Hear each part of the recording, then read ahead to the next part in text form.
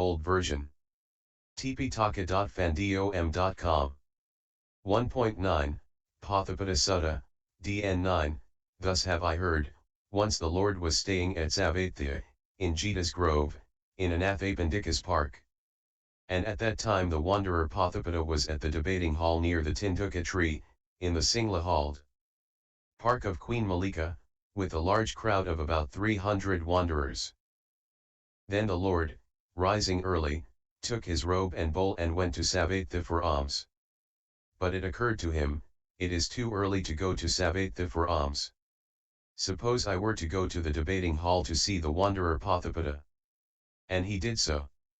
There Potthapada was sitting with his crowd of wanderers, all shouting and making a great commotion, indulging in various kinds of undefying conversation, such as about kings, robbers, ministers, armies, dangers, wars, food, drink, clothes, beds, garlands, perfumes, relatives, carriages, villages, towns and cities, countries, women, heroes, street and well gossip, talk of the departed, desultory chat, speculations about land and sea, talk of being and non-being. But Potthapada saw the Lord coming from a distance, and so he called his followers to order, saying, Be quiet, gentlemen, don't make a noise, gentlemen. That ascetic Gautama is coming, and he likes quiet and speaks in praise of quiet. If he sees that this company is quiet, he will most likely want to come and visit us. At this the wanderers fell silent.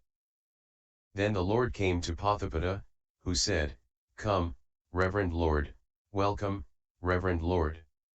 At last the Reverend Lord has gone out of his way to come here. Be seated, Lord, a seat is prepared. The Lord sat down on the prepared seat, and Potthapada took a low stool and sat down to one side.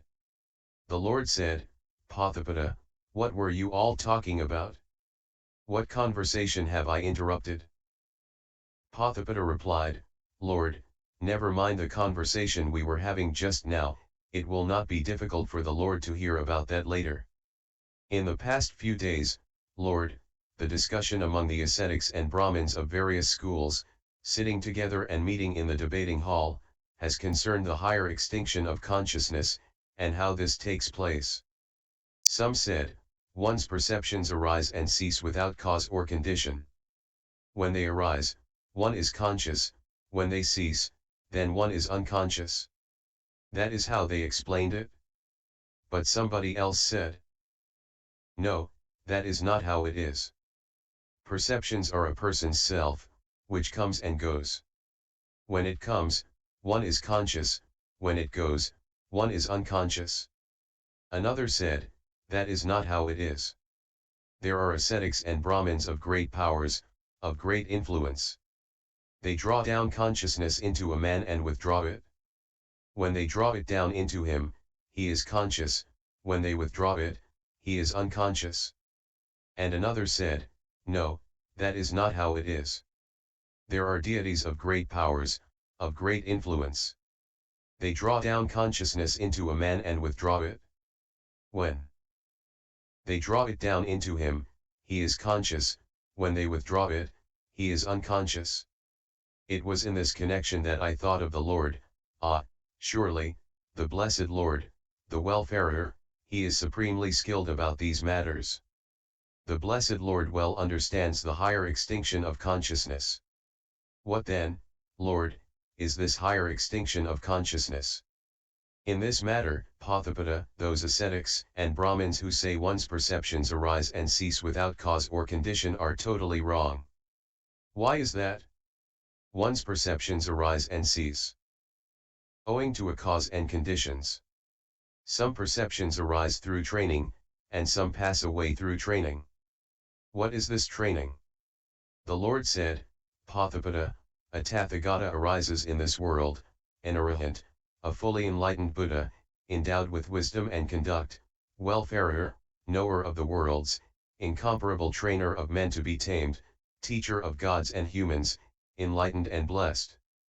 He, having realized it by his own super-knowledge, proclaims this world with its devas, maras, and brahmas, its princes and people.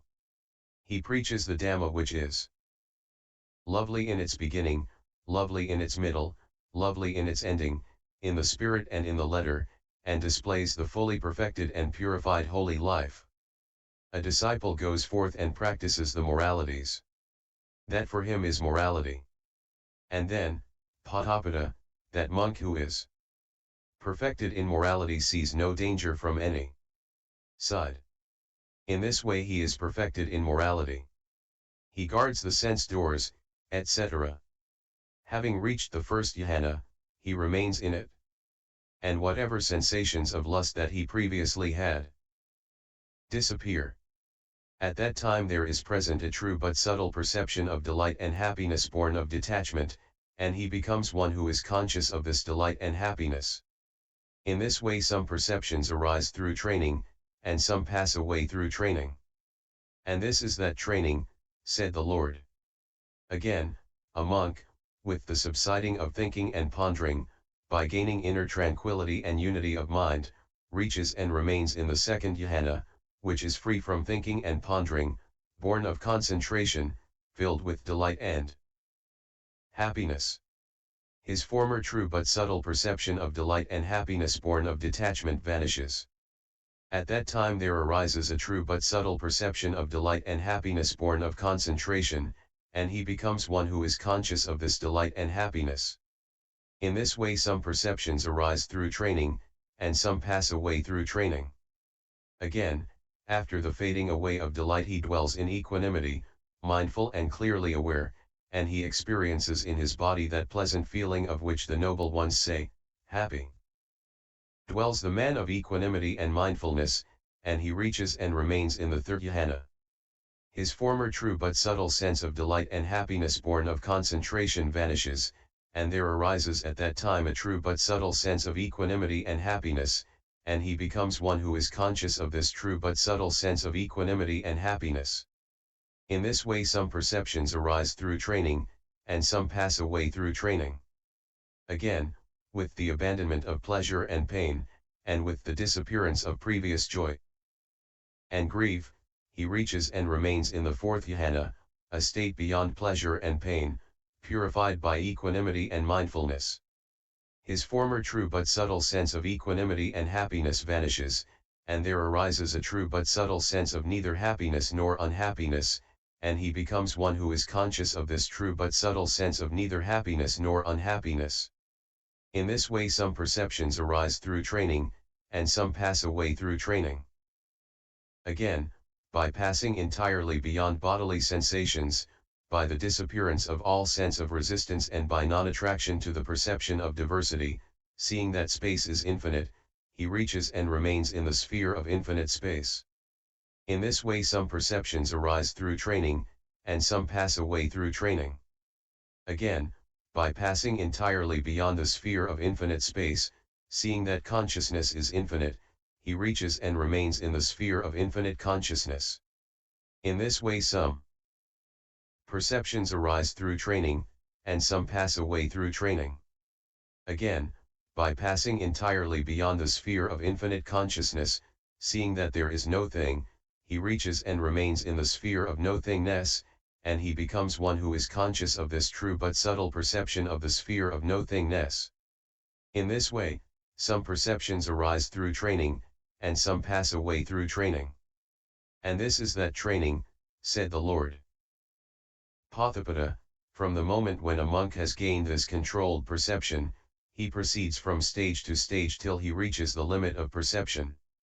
When he has reached the limit of perception it occurs to him, mental activity is worse for me, lack of mental activity is better. If I were to think and imagine, these perceptions that I have attained would cease, and coarser perceptions would arise in me. Suppose I were not to think or imagine. So he neither thinks nor imagines. And then, in him, just these perceptions arise, but other coarser perceptions do not arise. He attains cessation. And that Potthapada is the way in which the cessation of perception is brought about by successive steps. What do you think, Potthapada? Have you heard of this before? No, Lord. As I understand it, the Lord has said, Potthapàda, from the moment when a monk has gained this controlled perception, he proceeds from stage to stage until he reaches the limit of perception, he attains cessation, and that is the way in which the cessation of perception is brought about by successive steps. That is right, Potthapàda. Lord, do you teach that the summit of perception is just one, or that it is many? I teach it as both one and many. Lord, how is it one, and how is it many? According as he attains successively to the cessation of each perception, so I teach the summit of that perception, thus I teach both one summit of perception, and I also teach many. Lord, does perception arise before knowledge, or knowledge arise before perception, or do both arise simultaneously? Perception arises first, Potthapàda, then knowledge, and from the arising of perception comes the arising of knowledge. And one knows, thus conditioned, knowledge arises. In this way you can see how perception arises first, and then knowledge, and that from the arising of perception comes the arising of knowledge. Lord, is perception a person's self, or is perception one thing, and self another? Well, Potthapàda, do you postulate a self? Lord, I postulate a gross self, material, composed of the four elements, and feeding on solid food. But with such a gross self, Potthapàda, perception would be one thing, and the self another. You can see that in this way. Given such a gross self, certain perceptions would arise in a person, and others pass away. In this way you can see that perception must be one thing, the self another. Lord, I postulate a mind-made self complete with all its parts, not defective in any sense organ. But with such mind-made self, perception would be one thing, and the self another. Lord, I assume a formless self, made up of perception. But with such a formless self, perception would be one thing, and self another. But Lord, is it possible for me to know whether perception is a person's self, or whether perception is one thing, and self another? Potthapàda, it is difficult for one of different views, a different faith, under different influences, with different pursuits and a different training to know whether these are two different things or not. Well, Lord, if this question of self and perceptions is difficult for one like me, tell me, is the world eternal? Is only this true and the opposite false? Potthapàda, I have not declared that the world is eternal and that the opposite view is false. Well, Lord, is the world not eternal? I have not declared that the world is not eternal. Well, Lord, is the world infinite, not infinite? I have not declared that the world is not infinite and that the opposite view is false. Well, Lord, is the soul the same as the body, is the soul one thing and body another? I have not declared that the soul is one thing and the body another. Well, Lord, does the Tathagata exist after death? Is only this true and all else false? I have not declared that the Tathagata exists after death. Well, Lord, does the Tathagata not exist after death, both exist and not exist after death, neither exist nor not exist after death? I have not declared that the Tathagata neither exists nor does not exist after death, and that all else is false. But, Lord, why has the Lord not declared these things? Potthapàda, that is not conducive to the purpose, not conducive to Dhamma, not the way to embark on the holy life. It does not lead to disenchantment, to dispassion, to cessation, to calm, to higher knowledge, to enlightenment, to nibbana. That is why I have not declared it. But, Lord, what has the Lord declared? Potthapàda, I have declared, this is suffering, this is the origin of suffering, this is the cessation of suffering, and this is the path leading to the cessation of suffering. But, Lord, why has the Lord declared this? Because, Potthapàda, this is conducive to the purpose, conducive to Dhamma, the way to embark on the holy life. It leads to disenchantment, to dispassion, to cessation, to calm, to higher knowledge, to enlightenment, to nibbana. That is why I have declared it. So it is, Lord, so it is, welfarer. And now is the time for the blessed Lord to do as he sees fit. Then the Lord rose from his seat and went away. Then the wanderers, as soon as the Lord had left, reproached, sneered and jeered at Potthapada from all sides, saying, whatever the ascetic Gautama says, Potthapada agrees with him, so it is, Lord, so it is, welfarer. We don't understand a word of the ascetic Gautama's whole discourse. Is the world eternal or not? Is it finite of infinite? Is the soul the same as the body or different? Does the Tathagata exist after death or not, or both, or neither? Potthapada replied, I don't understand either about whether the world is eternal or not, or whether the Tathagata exists after death or not, or both, or neither. But the ascetic Gautama teaches a true and real way of practice which is consonant with Dhamma and grounded in Dhamma. And why should not a man like me express approval of such a true and real practice, so well taught by the ascetic Gautama? 2 or 3 days later, Sutta, the son of the elephant trainer, went with Potthapada to see the Lord. Sutta prostrated himself before the Lord and sat down to one side. Potthapada exchanged courtesies with the Lord, sat down to one side, and told him what had happened. Potthapada, all those wanderers are blind and sightless, you alone among them are sighted. Some things I have taught and pointed out. Potthapada, as being certain, others as being uncertain. Which are the things I have pointed out as uncertain? The world is eternal I have declared to be uncertain, the Tathagata exists after death. Why? Because they are not conducive to nibbana. That is why I have declared them as uncertain. But what things have I pointed out as certain? This is suffering, this is the origin of suffering, this is the cessation of suffering, this is the path leading to the cessation of suffering. Why? Because they are conducive to the purpose. Conducive to Dhamma, the way to embark on the holy life, they lead to disenchantment, to dispassion, to cessation, to calm, to higher knowledge, to enlightenment, to nibbana.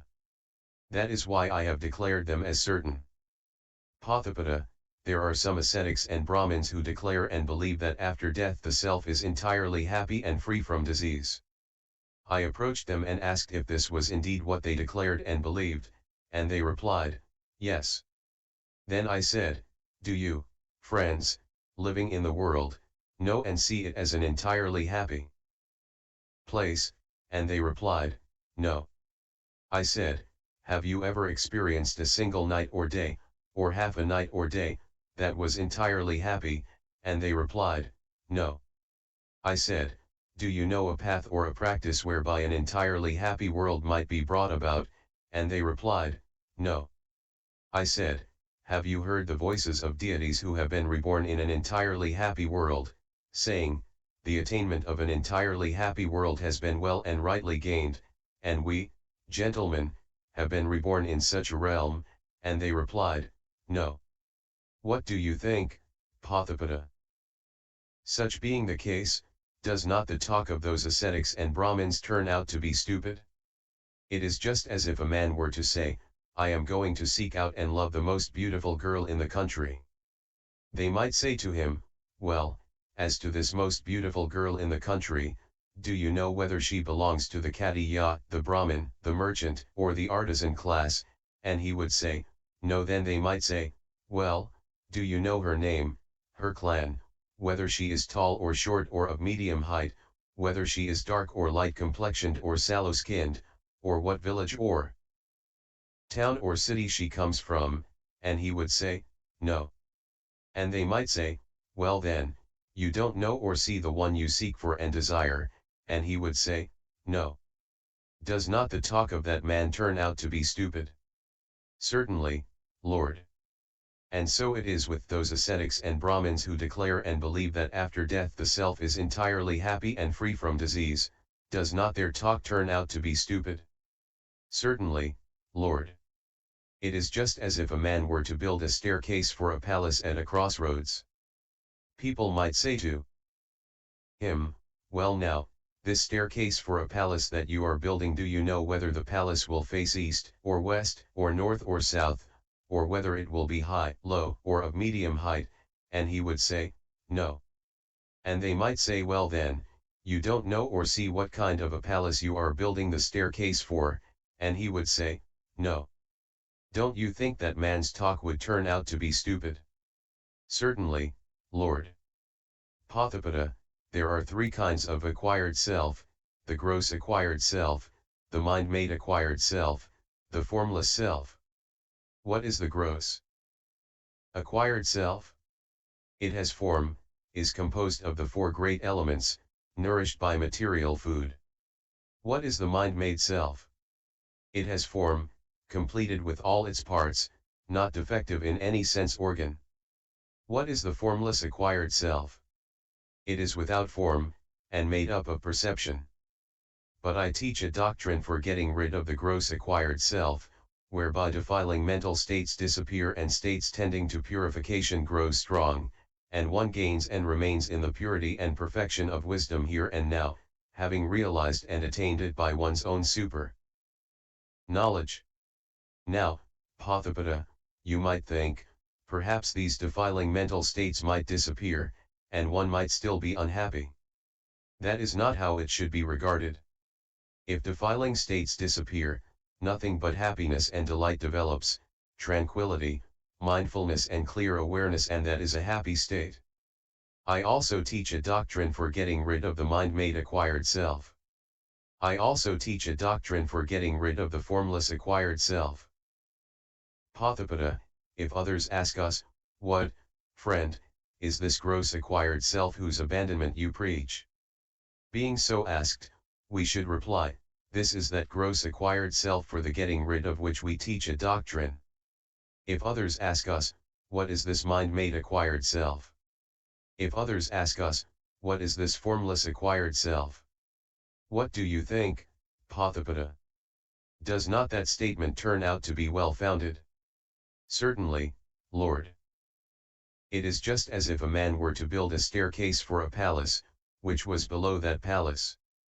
They might say to him, well now, this staircase for a palace that you are building, do you know whether the palace will face east or west, or north, or south, or whether it will be high, low, or of medium height? And he would say, this staircase is right under the palace. Don't you think that man's statement would be well-founded? Certainly, Lord. In just the same way, Potthapàda, if others ask us, what is this gross acquired self? What is this mind-made acquired self? What is this formless acquired self? We reply, this is this gross, mind-made, formless acquired self for the getting rid of which we teach a doctrine, whereby defiling mental states disappear and states tending to purification grow strong, and one gains and remains in the purity and perfection of wisdom here and now, having realized and attained it by one's own super knowledge. Don't you think that statement is well-founded? Certainly, Lord. At this, Sutta, son of the elephant trainer, said to the Lord, Lord, whenever the gross acquired self is present, would it be wrong to assume the existence of the mind-made acquired self, or of the formless acquired self? Does only the gross acquired self truly exist then? And similarly with the mind-made acquired self, and the formless acquired self. Sutta, whenever the gross acquired self is present, we do not at that time speak of a mind-made acquired self, we do not speak of a formless acquired self. We speak only of a gross acquired self. 18 Whenever the mind-made acquired self is present, we speak only of a mind-made acquired self, and whenever the formless acquired self is present, we speak only of a formless acquired self. Sutta, suppose they were to ask you, did you exist in the past or didn't you, will you exist in the future or won't you, do you exist now or don't you? How would you answer? Lord, if I were asked such a question, I would say, I did exist in the past, I did not exist, I shall exist in the future, shall not exist, I do exist now, I do not exist.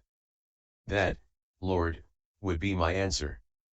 But, Siddha, if they asked, the past acquired self that you had, is that your only true acquired self, and are the future and present ones false? Or is the one you will have in the future the only true one, and are the past and present ones false?